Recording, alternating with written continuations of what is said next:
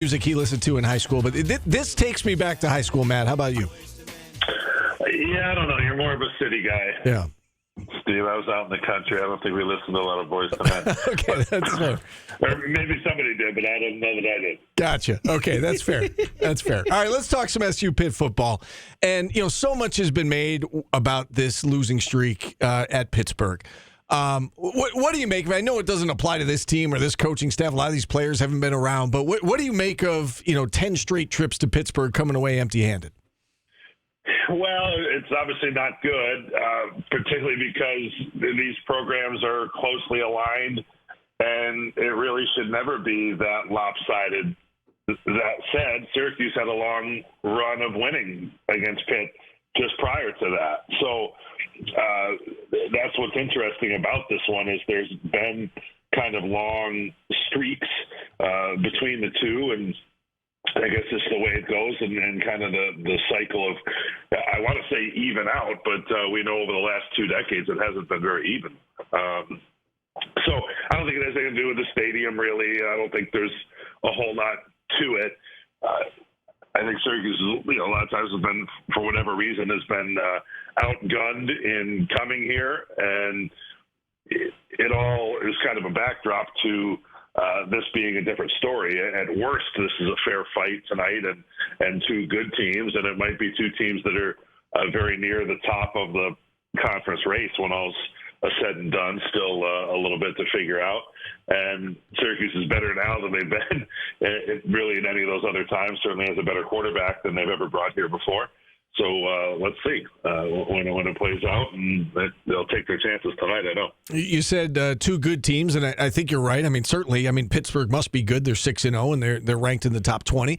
You look deeper, and I know that you have, and, you see a game against Cincinnati that they were very fortunate to win. They had to make a mad comeback in the fourth quarter. They're down 10 to West Virginia in the fourth quarter. They come back and win. They benefit from a missed field goal from Cal to win that game. Could be 3-3, or anywhere in between.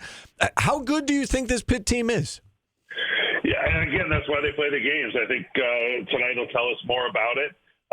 You don't have to give those games back, when you win close. Sure. We've all seen that, and if you've followed sports for any period of time, even if you do have an allegiance to one team or program, you know that you get some of those and some you don't, and you don't apologize for the ones that bounce your way or close out. Certainly if Syracuse, we all know about the one blemish on the season.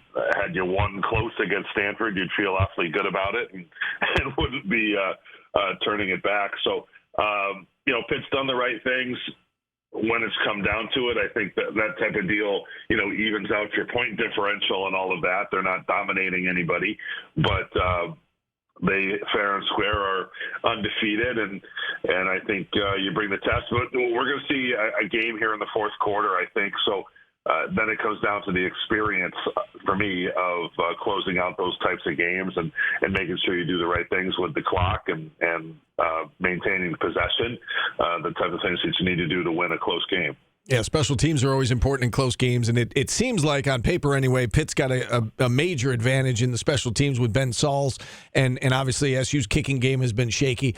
How much of a factor do you think special teams is going to play in the outcome of this game tonight? Well, I think it could, because certainly, again, when teams are evenly matched, you look at maybe is there an area where they aren't, and they probably aren't evenly matched in special teams. And special teams, because it's only 6 or 8 plays in a game, they could be 6 or 8 really impactful plays. Obviously, you can't continue to think you're going to win games if you're getting punts blocked.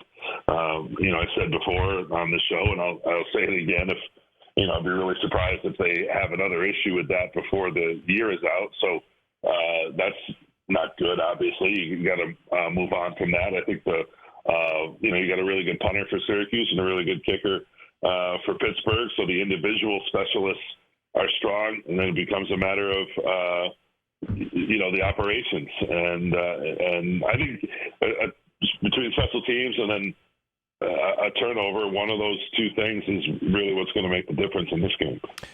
One of the question marks heading into this one is the status of Trevor Pena. It sounds like his availability tonight is very much in jeopardy. If he cannot go, what does that mean to the wide receiving core? I mean, obviously Kyle McCord's got a plethora of options, but what does that mean if Trevor Pena can't be out there? Well, to me, the biggest thing that he brings to the table is the assurance of somebody along with Gadsden. You have two guys who get open a lot and are really good sure-handed options on third down. Excuse me, they catch what's thrown to them and are in position to keep the chains moving. They're not necessarily always the biggest play guys and that type of thing, but there's options. I think Pena's moving along here. It's been a while since that last game, and I know one of his biggest attributes obviously is his toughness. So we'll see in terms of how they line up tonight. But if for whatever reason he's not 100% or not himself, then you got to go to something different, and they have other options. Obviously Jackson Meeks has been great, and Amari Hatcher's had his moments, and LaQuint Allen is a passing threat, and those types of things. So I think they just kind of move on and figure it out as the game goes. This offense has been taking what the defense gives throughout, right? And that's one of the stories of the success. And so maybe it's just one of those things where you let the circumstances dictate who's in there and who the ball goes to. Jordan was talking attendance in the last segment. Pitt is an NFL town. It's a pro sports town. This is a big game for their college team. What is the atmosphere like? You've attended, obviously, quite a few games inside that stadium, Heinz Field, now Acrisure Stadium. What is the atmosphere like for a Pitt-Syracuse game, and do you expect it to be a little bit more amped up tonight given the circumstances? Yeah, I'm certainly hoping for that. I don't know if you can absolutely expect it because I haven't I don't think maybe we have been here for a weeknight game. I don't recall that. But I think for me, to see them being 6-0 and a Thursday night standalone game, this should be the best shot. It feels like the weather's always been crappy when we've been here. Today it's beautiful, it's crisp, but it's nice, and it's in the fall, and this is what football looks and feels like. This is a community that loves football from high school on up to the Steelers. So I'm hoping this is the highest attendance of any game that Syracuse has played at Pittsburgh and in its facility. Anytime in these NFL stadiums, here they've done a model job. It's better than anywhere where it's a sharing because it feels like it really is an even split here for the most, as close as it can be, to even.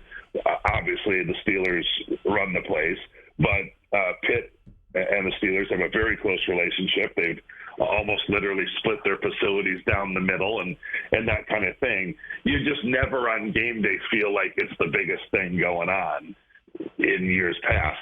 So they've never really packed it. If the stadium holds 65 plus, whatever that might be, it feels like there's 45 to 55,000 at a Pitt game, and you just don't get the full buzz.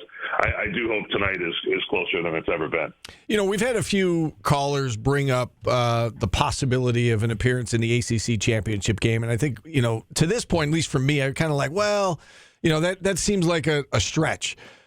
If they win this game tonight, though, Matt, is it time to start at least looking at that as a potential option? I know some things would have to break, right? They would need SMU to lose. They would have to obviously run the table and beat Miami, and all of those are big what ifs. But if they win this game tonight, should fans, I guess, allow themselves to start thinking like, okay, this is actually possible? Well, I think fans want to be like that, want to be optimistic, want to think of what's the greatest thing that can happen, and sure, I think it certainly is closer than it's ever been. I'm not one myself to get looking ahead on that, and even people at the start of the year, they're going to win 10 games this year. And my feeling is, well, let's have them have 7 or 8 or be on past that before we start worrying about 10 or undefeated and all that kind of thing. Same thing really with the conference championship, but it's there for a reason. I think the fact that the CFP has expanded has given everybody renewed interest in the competitiveness of conference and national races. And obviously the team itself has done very little to dampen any enthusiasm here since the start of the year. So with a win here tonight, you can at least start to see a path. You're in the mix, right? It beats Syracuse, Pitt, with, obviously with the Orange at that point having a head-to-head victory over Pitt, then SMU, Duke, and of course Miami. And Miami looms because we all know it's the last game of the regular season at the Dome. So I think by definition that one has always been in the building. And Miami, if they're putting up 50 points every week, right. They've obviously got some capability. It looks like they're going to do their part, although they do have Duke ahead and that kind of thing. So I think that's kind of the collision course that you're looking at. To me, there's still a few more things that need to fall into place for it to be super serious, but it certainly is fun to think about. Yeah, all right, that's totally fair. We'll ask you one basketball question. I know you're all in on football at the moment, but we won't speak again until the first exhibition game. And I know you'll be back for that. I mean, what are you going to be looking for courtside when you see this team take the floor for the first time? Just in terms of how they kind of play together, it's new pieces, so to what degree do they mesh? And when I have been out there to see them, that to me has been interesting. I think Jaquan Carlos, that's what he's here for, is to kind of hold all that together and move things along, move the offense, distribute the ball. So, we're looking to Saturday's game. To me, it's about the cohesiveness of everything. I'm not going to care that much about how well Chris Bell shoots it because we know he's going to. I don't care that much about J.J. Starling and what he does because we know about what he's going to be for the year. But how much do they throw it into Eddie Lampkin? What do they get out of Donnie Freeman, for that matter? Stud freshman, first time under the lights. There's a reason you play those games, and let's see, for them how it works. So that's what we're looking forward to. And, all of those games, each time out, obviously we can make new interpretations about what's going on, but it is exciting to watch. All right, basketball takes center stage Saturday afternoon. Tonight it's all about football, 7:30 kick out there in Pittsburgh. We can't wait for it. Have a good call, Matt, and we'll see you when you get back. Okay, thanks, Steve. All right, voice of the Orange, Matt Park, joining us here. With that, we'll take our final time out. We will wrap up the show next on